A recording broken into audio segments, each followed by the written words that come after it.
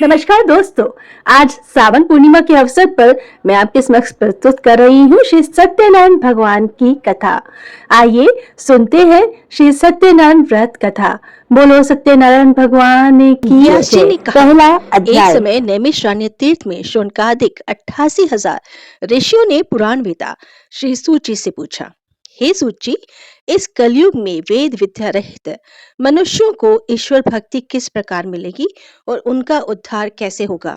हे मुनीश्वर, आप ऐसा कोई व्रत अथवा तप बताइए जिसे करने से मनुष्य थोड़े ही समय में पुण्य प्राप्त कर सके और उसे मनोवांछित फल भी मिले। ऐसे मनोरथ पूर्ण करने वाली कथा सुनने की हमारी प्रबल इच्छा है।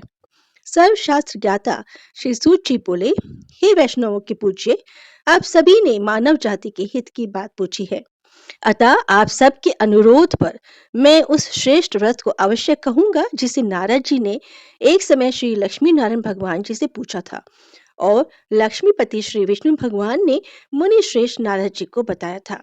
उस कथा को मैं तुम सबसे कहूंगा, अतः ध्यान से सुनो। मुनिनाथ सुनो यह सत्य कथा, सब काल ही होए महासुखदायी, भवताप हरे और मनोरथ पूर्ण करे, सुख संपत्ति की अधिकाय, अति संकट में दुख दूर करे, सब ठोर कुठोर में होत सहाय, भगवान महात्म है इसमें, अपना कली में फल और जनाई। किसी समय योगी राज नारद जी दूसरों के हित की इच्छा करके सभी लोगों का भ्रमण करते हुए मृत्यु लोक में पहुंचे। यहाँ अनेक योनियों में जन्मे प्राय सभी मनुष्यों को अपने कार्यों के अनुसार अनेक दुखों से पीड़ित देखकर उन्होंने विचार किया कि कौन यत्न की करने से निश्चित रूप से प्राणियों के दुखों का अंत हो सकेगा। ऐसा अपने मन में विचार कर श्री नारद जी विष्णु धाम पहुंचे। विष्णु लोक में नारद जी पीतवर्ण और 4 भुजाओं वाले देवों के ईश नारायण को, जिनके हाथ शंकर चक्र गदा और पद्म से सुशोभित थे तथा जो गले में वरमाला पहने हुए थे, उन्हें देखकर उनकी स्तुति करने लगे। नारद जी विष्णु जी से बोले, हे प्रभु, आप अत्यंत दुर्लभ शक्तियों से युक्त हैं। मन तथा वाणी भी आपको पाने में असमर्थ है। आपका आदि मध्य अंत कोई नहीं जानता। आप निर्गुण स्वरूप सृष्टि के कारण भक्तों के दुखों को हरने वाले हैं।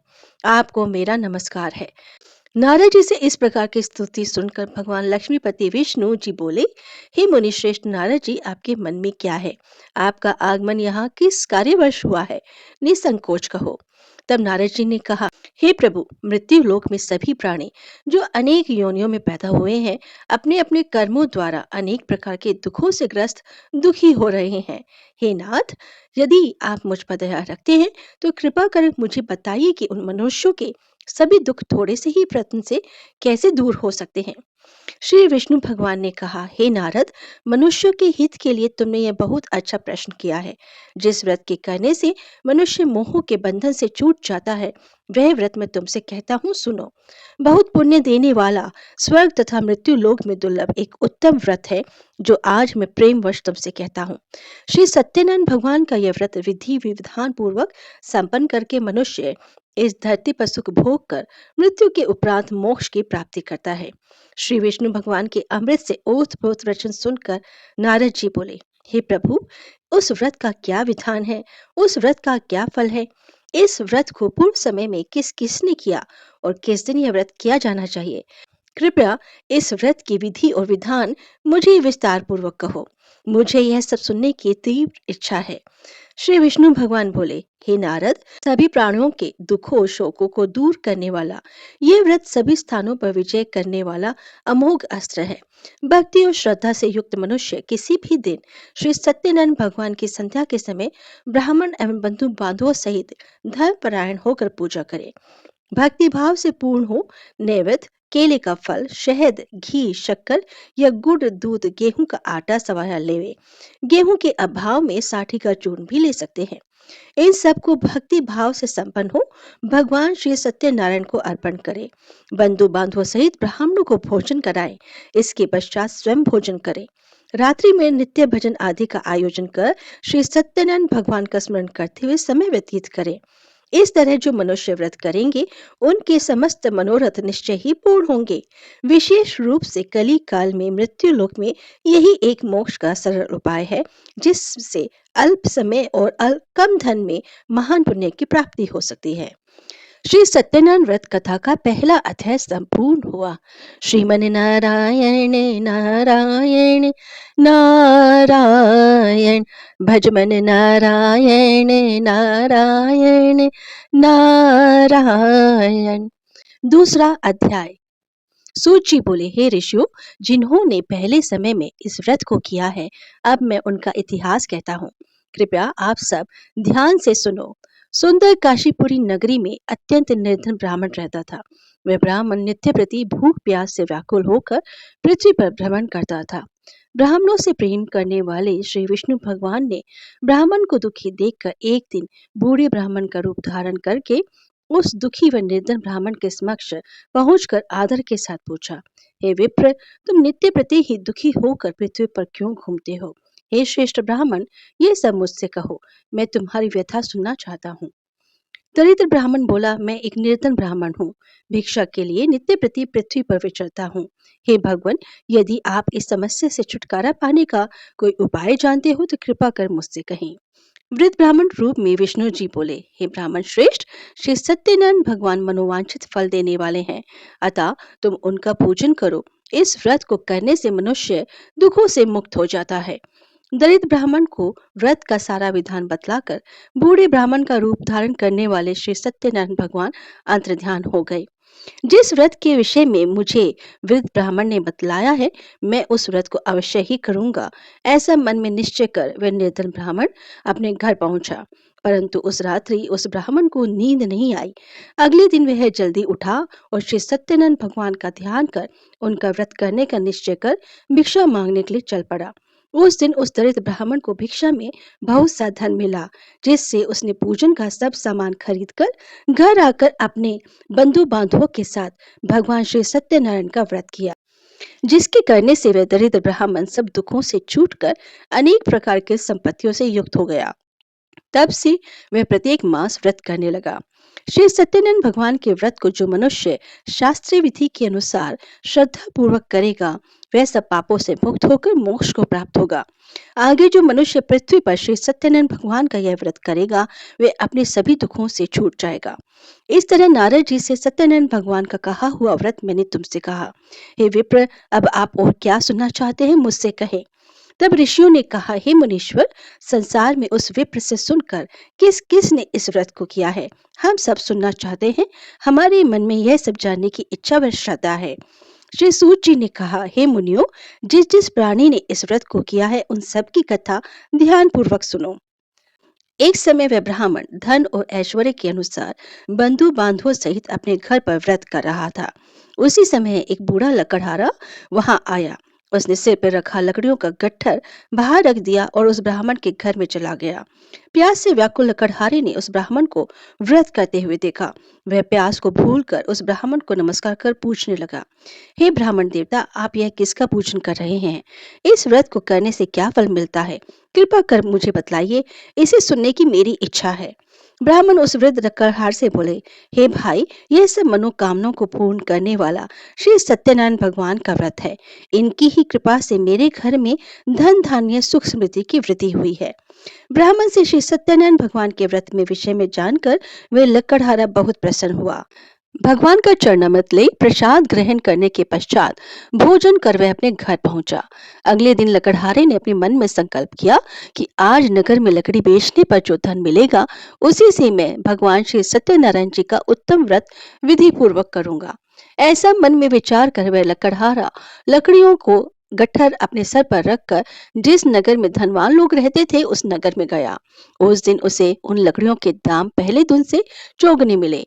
तब वह बूढ़ा लकड़हारा अति प्रसन्न हो पके केले की फली, शक्कर, शहद, दूध, घी, दही और गेहूं का चूर्ण इत्यादि सामान श्री सत्यनारायण जी के व्रत हेतु लेकर अपने घर आ गया। उसने अपने बंधु बांधवों को बुलाकर विधि विधान के साथ भगवान का पूजन और व्रत किया। उस व्रत के प्रभाव से वह बूढ़ा लकड़हारा धन पुत्र आदि से युक्त हो संसार के समस्त सुख भोग कर अंत में बैकुंठ धाम को चला गया। श्री सत्यनारायण व्रत कथा का दूसरा अध्याय संपूर्ण हुआ।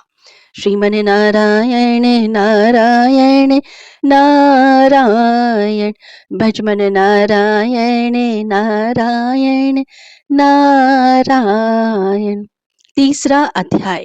श्री सूत जी बोले, हे श्रेष्ठ मुनियों, अब आगे की एक कथा कहता हूँ। पूर्व काल में उल्कामुख नाम का एक महान बुद्धिमान राजा राज्य करता था। वह सत्यवक्ता और जितेंद्रिय था। वे प्रतिदिन देवस्थान पर जाकर गरीबों को धन देकर उनके कष्टों को दूर करता था। उसकी पत्नी कमल के समान मुख वाली सती साध्वी थी। भ्रतशीला नदी के तट पर उन्होंने श्री सत्यनारायण भगवान का व्रत किया। उस समय वहां साधु नाम का एक वैश्य व्यापारी आया। उसके पास व्यापार हेतु बहुत सा धन था। वह वैश्य नाव को किनारे पर ठहरा कर राजा के पास आया। राजा को व्रत करते देखकर विनयशील वाणी से बोला, भक्ति युक्त चित्त से आप यह किसका पूजन कर रहे हैं? मेरी सुनने की इच्छा है, कृपा आप मुझे सविस्तार बताएं। महाराज उल्कामुख ने कहा, हे साधु वैश्य, मैं अपने बंधु बांधवों के साथ पुत्र की प्राप्ति हेतु सर्वशक्ति संपन्न महान शक्तिशाली सत्यनारायण भगवान का व्रत व पूजन कर रहा हूँ। राजा की भक्ति युक्त वचनों को सुनकर उस साधु नामक वैश्य ने आदर से कहा, हे राजन, मुझे भी इस व्रत का संपूर्ण विधान समझाएं। मैं भी आपकी कथा अनुसार इस व्रत को अवश्य करूंगा। मैं भी संतानहीन हूँ। मुझे पूर्ण विश्वास है कि इस व्रत के करने से निश्चय ही मुझे भी संतान की प्राप्ति होगी।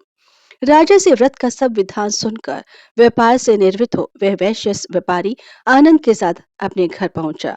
उस वैश्य ने अपनी पत्नी लीलावती से संतान देने वाले उस व्रत का संपूर्ण वृतांत कह सुनाया और स्वयं प्रण किया कि जब मेरे संतान होगी तब मैं इस व्रत को करूंगा।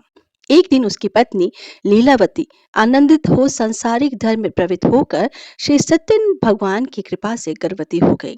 10वें महीने में उसने एक सुंदर कन्या को जन्म दिया। दिनों दिन वह कन्या इस तरह बढ़ने लगी जैसे शुक्ल पक्ष का चंद्रमा बढ़ता है। कन्या का नाम कलावती रखा गया। तब एक दिन लीलावती ने मीठे शब्दों में अपनी पत्नी को स्मरण कराया कि हे नाथ, आपने जो भगवान का व्रत करने का संकल्प किया था, अब आप उसे पूरा कीजिए। साधु वैश्य ने कहा, हे प्रिय, मैं कन्या के विवाह पर इस व्रत को करूंगा। इस प्रकार अपनी पत्नी को आश्वासन देकर वह साधु वैश्य अपने व्यापार को करने दूसरे नगर चला गया। कलावती प्रीतगृह में वृद्धि को प्राप्त हो गई। एक दिन साधु ने जब अपनी पुत्री को नगर में सखियों के साथ खेलते देखा तो एक दूत को बुलाकर कहा, हे दूत, हमारी पुत्री हेतु कोई सुयोग्य वर तलाश करके लाओ। उसकी आज्ञा सुनकर दूत कंचन नगर पहुंचा और देखभाल कर वैश्य की पुत्री हेतु एक सुयोग्य सुशील वाणिक पुत्र खोज कर ले आया। उस सुयोग्य वर को देखकर वैश्य ने अपने बंधु बांधवों सहित प्रसन्न चित्र मुद्रा में अपनी पुत्री का विवाह उस वाणिक के पुत्र के साथ कर दिया। परंतु दुर्भाग्यवश वह विवाह के समय भी सत्यनारायण भगवान का व्रत करना भूल गया। इस पर श्री भगवान क्रोधित हो गए। उन्होंने वैश्य को श्राप दिया कि तुम्हें दारुण दुख प्राप्त होगा। अपने कार्य में दक्ष वैश्य अपने जमाई सहित नावों को लेकर व्यापार के लिए समुद्र के समीप स्थित रत्नसारपुर नगर में पहुंचा। दोनों ससुर जमाई चंद्रकेतु राजा के नगर में व्यापार करने लगे। एक दिन भगवान सत्यनारायण की माया से प्रेरित हो एक चोर राजा का धन चुराकर भागा जा रहा था। राजा के सैनिकों को अपने पीछे तेजी से आते देखकर चोर ने घबरा कर राजा के धन को वहीं नाव में चुपचाप रख दिया जहां से वे दोनों ससुर जमाई ठहरे हुए थे और स्वयं वहां से भाग गया। जब सैनिकों ने उस वैश्य के पास राजा के धन को रखा हुआ देखा तो दोनों को बांधकर राज दरबार में ले गए और राजा के समीप उन दोनों ससुर जमाई को ले जाकर बोले, हे राजन, हम ये दो चोर पकड़ कर लाए हैं, देख कर आज्ञा दें। तब राजा ने उनकी बातें सुने बिना ही उन्हें कारागार में डालने की आज्ञा दे दी।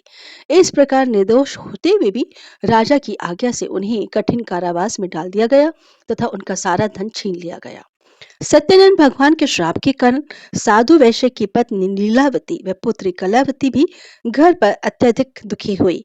उनके घर में रखा धन चोर चुरा कर ले गए। शारीरिक व मानसिक पीड़ा तथा भूख प्यास से अति दुखित हो भोजन की चिंता में लीलावती की कन्या कलावती एक ब्राह्मण के घर गई। उसने ब्राह्मण को श्री सत्यनारायण भगवान का व्रत करते हुए देखा। उसने कथा सुनी तथा प्रसाद ग्रहण कर रात को घर गई। लीलावती ने अपनी पुत्री कलावती से पूछा, हे पुत्री, तू अब तक कहाँ रही व तेरे मन में क्या है? कलावती बोली, हे माता, मैं ब्राह्मण के घर कुछ भोजन के लिए गई थी। मैंने वहां श्री सत्यनारायण भगवान का व्रत होते हुए देखा, इसीलिए मुझे वहां देर हो गई। कन्या के वचनों को सुनकर लीलावती श्री सत्यनारायण भगवान के पूजन की तैयारी करने लगी। उसने परिवार व बंधु बंधुओं सहित श्री सत्यनारायण भगवान का पूजन व व्रत किया और वर मांगा, मेरे पति और दामाद शीघ्र ही लौट आए। और साथ ही उसने अपने अपराधों के लिए श्री सत्यनारायण भगवान से क्षमा याचना की। श्री सत्यनारायण भगवान जी लीलावती के इस व्रत व पूजन से अत्यंत प्रसन्न हुए और उन्होंने राजा चंद्रकेतु को स्वप्न में दर्शन देकर कहा, हे राजन, जिन दोनों वैश्यों को तुमने बंदी बना रखा है वे निर्दोष हैं, उन्हें प्रातः ही छोड़ दो।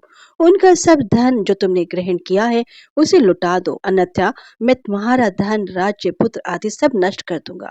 राजा को ऐसे वचन कहकर भगवान अंतर्ध्यान हो गए। प्रातःकाल राजा चंद्रकेतु ने सभा में सबको अपना स्वप्न कह सुनाया और सैनिकों को आज्ञा दी कि दोनों वाणिक पुत्रों को कैद से मुक्त कर सभा में लाया जाए। दोनों ने आते ही राजा को प्रणाम किया। राजा ने कोमल वचनों से उनका सत्कार करते हुए कहा, हे महानुभाव, तुम्हें दुर्भाग्यवश ऐसा कठिन दुख प्राप्त हुआ है। अब तुम्हें कोई भय नहीं है, तुम अब मुक्त हो। ऐसा कहकर राजा ने उनको नए नए वस्त्र आभूषण पहनाए तथा उनका जितना भी धन लिया था उसे दूना लौटाकर आदर से विदा किया। दोनों वैश्य अपने घर को चल दिए। श्री सत्यनारायण व्रत कथा का 3रा अध्याय संपूर्ण हुआ। श्रीमन नारायण नारायण नारायण, भजमन नारायण नारायण नारायण। चौथा अध्याय। श्री सूत जी बोले, वैश्य ने मंगलाचार करके यात्रा आरंभ की और अपने नगर को चला। उनके थोड़ी दूर आगे बढ़ने पर दंडी वेशधारी श्री सत्यनारायण भगवान ने उनसे पूछा, हे साधु, तेरे नाव में क्या है? अभिमानी वाणिक हंसता हुआ बोला, हे दंडी, आप क्यों पूछते हैं? क्या धन लेने की इच्छा है? मेरी नाव में तो बेल और पत्ते भरे हैं। वैश्य का कठोर वचन सुनकर दंडी वेशधारी श्री सत्यनारायण भगवान ने कहा, तुम्हारा वचन सत्य हो। ऐसा कहकर दंडी वेशधारी वहां से चले गए और कुछ दूर जाकर समुद्र के किनारे बैठ गए।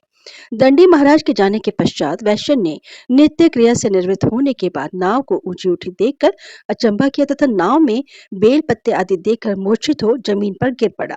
मूर्छा खुलने पर शोक प्रकट करने लगा। तब उसके जमाई ने कहा, आप शोक ना करो, ये दंडी महाराज का श्राप है, अतः उनकी शरण में ही चलना चाहिए, तभी हमारी मनोकामना पूर्ण होगी। जमाई के वचन सुनकर वैश्य दंडी महाराज के पास पहुंचा और अत्यंत भक्ति भाव से प्रणाम करके बोला, मैंने जो आपसे असत्य वचन कहे थे उनके लिए मैं क्षमा प्रार्थी हूँ। ऐसा कहकर वह बहुत दुखी होकर रोने लगा। तब दंडी भगवान बोले, हे वाणिक पुत्र, मेरे श्राप से बार बार तुम्हें दुख प्राप्त हुआ है, तो मेरी पूजा से विमुख हुआ है। वैश्य ने कहा, हे भगवान, आपकी माया से ब्रह्मा आदि देवता भी आपके रूप को नहीं जान पाते, तब मैं अज्ञानी भला कैसे जान सकता हूँ? आप प्रसन्न होइए, मैं अपनी सामर्थ्य के अनुसार आपकी पूजा करूंगा। मेरी रक्षा करो और पहले के समान मेरी नौका को धन से परिपूर्ण कर दो। उसके भक्ति युक्त वचनों को सुनकर श्री सत्यनारायण भगवान प्रसन्न हो गए और उसको इच्छा अनुसार वर देकर अंतर्ध्यान हो गए। तब ससुर और जमाई दोनों ने नाव पर आकर देखा कि नाव धन से पूर्ण है। फिर वे भगवान सत्यनारायण का पूजन कर साथियों सहित अपने नगर को चल दिए। जब वे अपने नगर के निकट पहुंचे तब उन्होंने एक दूत को अपने घर भेजा। दूत ने वैश्य के घर जाकर उसकी पत्नी को नमस्कार किया और कहा, आपके पति अपने दामाद सहित इस नगर के समीप आ गए हैं। लीलावती और उसकी कन्या कलावती उस समय भगवान की पूजा कर रही थी। दूत के वचनों को सुनकर साधु की पत्नी ने अत्यंत हर्ष के साथ सत्यदेव का पूजन पूर्ण कर अपनी पुत्री से कहा, मैं अपने पति के दर्शन को चाहती हूँ, तो कार्य पूर्ण कर शीघ्र आ जाना। माँ के जाते ही पुत्री कलावती पूजन व प्रसाद छोड़कर अपने पति के दर्शन के लिए चली गई। प्रसाद की अवज्ञा के कारण सत्यदेव ने रुष्ट होकर उसके पति को नाव सहित पानी में डुबो दिया। कलावती अपने पति को न देखकर रोती हुई जमीन पर गिर पड़ी। अपने जमाई और पुत्री की दशा देखकर साधु वैश्य बोला, हे प्रभु, मुझसे या मेरे परिवार से जो भी भूल हुई है उसे क्षमा करो। उसके दीन वचनों को सुनकर सत्यदेव भगवान प्रसन्न हो गए। आकाशवाणी हुई, हे वैश्य, तेरी कन्या मेरा प्रसाद त्याग कर आई है, अतः इसका पति अदृश्य हो गया है। यदि वह घर जाकर प्रसाद ग्रहण कर लौटे तो इसे इसका पति अवश्य मिलेगा। आकाशवाणी सुनकर कलावती ने घर पहुंचकर प्रसाद खाया, फिर आकर अपने पति के दर्शन किए। तत्पश्चात वैश्य ने वहीं बंधु बांधवों सहित भगवान सत्यनारायण का विधि पूर्वक पूजन किया। वह इस लोक का सुख भोग कर अंत में स्वर्ग लोक को गया। श्री सत्यनारायण व्रत कथा का चतुर्थ अध्याय संपूर्ण हुआ। श्रीमन नारायण नारायण नारायण, भजमन नारायण नारायण नारायण। पांचवा अध्याय। श्री सूत जी ने आगे कहा, हे ऋषियों, मैं एक और भी कथा कहता हूँ, सुनो। प्रजापालन में लीन तुंगध्वज नाम का एक राजा था। उसने भगवान सत्यनारायण देव का प्रसाद त्याग कर बहुत दुख पाया। एक समय राजा वन में वन्य पशुओं को मारकर बड़े के वृक्ष के नीचे आया। वहां उसने ग्वालों को भक्ति भाव से बंधुओं सहित श्री सत्यनारायण जी का पूजन करते देखा।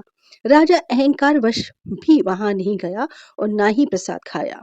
प्रसाद त्याग कर अपने नगर को गया तो वहां उसने सब कुछ नष्ट पाया। वह समझ गया कि यह सब भगवान सत्यनारायण ने ही किया है। तब वह उसी स्थान पर आया और ग्वालों के संग विधि पूर्वक पूजन कर प्रसाद खाया तो सत्यनारायण जी की कृपा से सब कुछ पहले जैसा ही हो गया और मरने पर स्वर्गलोक को गया। जो मनुष्य इस परम दुर्लभ व्रत को करेगा, श्री सत्यनारायण भगवान की कृपा से उसे धन धान्य की प्राप्ति होगी। निर्धन धनी और बंदी बंधन से मुक्त होकर निर्भय हो जाता है। संतानहीन को संतान प्राप्त होती है तथा सब मनोरथ पूर्ण होकर अंत में वह बैकुंठ धाम को जाता है। जिन्होंने पहले इस व्रत को किया है, अब उनके दूसरे जन्म की कथा भी सुनिए। शतानंद नामक वृद्ध ब्राह्मण ने सुदामा के रूप में जन्म लेकर श्री कृष्ण की भक्ति कर मोक्ष प्राप्त किया। उल्कामुख नाम के महाराज राजा दशरथ बने और श्री रंगनाथ जी का पूजन कर वैकुंठ को प्राप्त हुए। साधु नाम के वैश्य ने धर्मात्मा वे सत्य प्रतीक राजा मोरध्वज बनकर अपने पुत्र को आरे से चीरकर मोक्ष प्राप्त किया। महाराज तुंगध्वज शंभु मनु हुए। उन्होंने बहुत से लोगों को भगवान की भक्ति में लीन कर मोक्ष प्राप्त किया। लखड़हारा भील अगले जन्म में गुहु नामक निषाद राजा हुआ, जिसने भगवान राम के चरणों की सेवा कर मोक्ष प्राप्त किया। इति श्री सत्यनारायण व्रत कथा संपूर्ण। श्रीमन नारायण नारायण नारायण, भजमन नारायण नारायण नारायण। भक्तों, जैसे कि आप सभी जानते हैं कि कोई भी व्रत कथा बिना आरती के अधूरी मानी जाती है। आइए सुनते हैं श्री सत्यनारायण जी की आरती। लेकिन उससे पहले अगर आपको ये वीडियो पसंद आई है तो आप प्लीज इसे लाइक और शेयर अवश्य कीजिएगा और कमेंट बॉक्स में ओम नमो भगवते वासुदेव अवश्य लिखिएगा। अगर इस चैनल पर आप नए हैं तो हमारे भक्ति सागर चैनल को सब्सक्राइब करना ना भूलें। जय श्री राधे राधे। आइए सुनते हैं श्री सत्यनारायण भगवान की आरती। जय लक्ष्मी रमणा स्वामी, जय लक्ष्मी रमणा। सत्यनारायण स्वामी जनपात खरणाणा। जय लक्ष्मी रमणा स्वामी, जय लक्ष्मी रमणा। ओम रत्न जडित सिंहासन अद्भुत छवि राजे। नारद करत निराजन घंटा ध्वनि बाजे। जय लक्ष्मी रमणा स्वामी, जय लक्ष्मी रमणा। प्रकट भय कलि कारण द्विज को दर्श दियो। बूढ़ा ब्राह्मण बन कर कांचन महल कियो। जय लक्ष्मी रमणा स्वामी, जय लक्ष्मी रमणा। दुर्बल भील पठारो जिन पर कृपा करी। चंद्रचूड़ एक राजा तिनके विपत्ति हरि। ओम जय लक्ष्मी रमणा स्वामी, जय लक्ष्मी रमणा। वैश्य मनोरथ पायो श्रद्धा तज दीनो। सो फल भोग्यो प्रभु जी फिर स्तुति की। ओम जय लक्ष्मी रमणा स्वामी, जय लक्ष्मी रमणा।